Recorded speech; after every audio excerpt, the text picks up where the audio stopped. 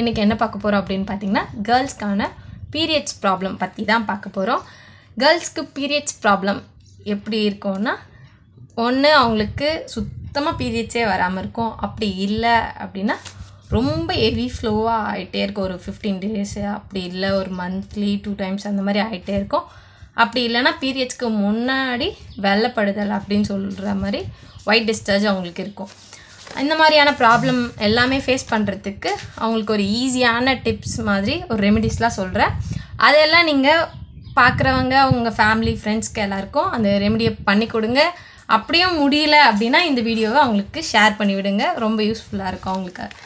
First என்ன பார்க்க போறோம் அப்படினு பாத்தீங்கன்னா தென்னம்பாலப்பூ அப்படினு சொல்றத எடுத்து ஒரு கைப்பிடி அளவு அதை வந்து அரைச்சு அதை ஒரு பால் எடுத்து மோர்ல கலக்கி காலையில வெறும் வயித்துல குடிச்சிட்டே வந்தாங்க அப்படினா சீக்கிரமே ஒரு 1 வீக்லயே அது வந்து சரியாகிரும்.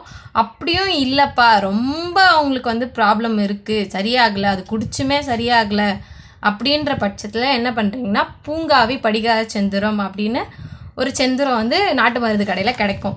அதை வாங்கி ஒரு ஸ்பூன் எடுத்து மோர்ல கலந்து காலையில வெறும் வயித்துல குடிச்சிட்டே வந்தாங்க அப்படினா சீக்கிரம் சரியாகிரும்.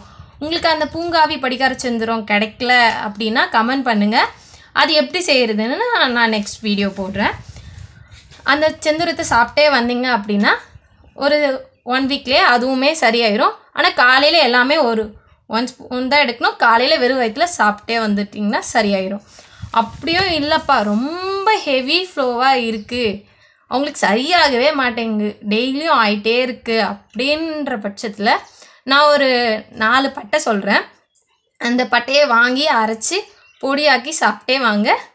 என்ன ப்ராப்ளமா இருந்தாலும் இதை லாஸ்ட் டைம் ட்ரை பண்ணுங்க. என்ன ப்ராப்ளமா இருந்தாலும் சரியாகிரும். என்னென்ன பட்டைன்னு பார்ப்போமா? நாவல் பட்டை, மருதம் பட்டை, அசோக பட்டை, ஒதியம் பட்டை. இந்த 4 பட்டையும் வாங்கிக்கோங்க. வாங்கிட்டு இது 4த்தையும் ஒரு 50 கிராம் அளவு வாங்கிக்கோங்க. வாங்கி அரைச்சி பொடி பண்ணி காலையில வெறும் வயித்துல மோர்ல கலக்கி குடிங்க. குடிச்சாலே போதும் எவ்வளோ பெரிய ப்ராப்ளமா இருந்தாலும் கேர்ள்ஸ்க்கு சீக்கிரமே சரியாகிரும். நன்றி.